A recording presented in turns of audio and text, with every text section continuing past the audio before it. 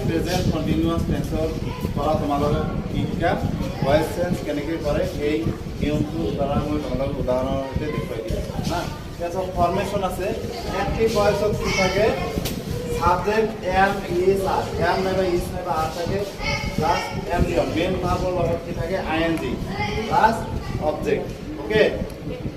passive voice কৰিলে আমাৰ কি হ'ব নিয়ম মতে অবজেক্ট আগত আহিব প্লাস এম বিং হ'ব বি টু বেছিকে হয় আইএনজি তো থাকে এম বিং ইজ বিং নাইবা আর being plus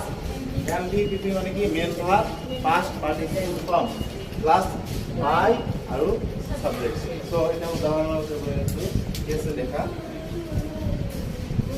I am writing a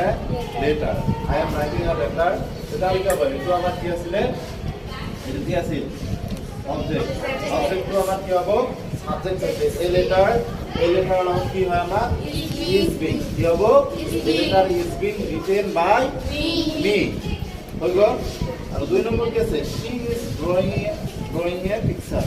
okay she is drawing a picture এটো কেতিয়া লিখিব সেমে তার মানে আমার a picture is being drawn by her নিয়মটো বুঝি পাইছা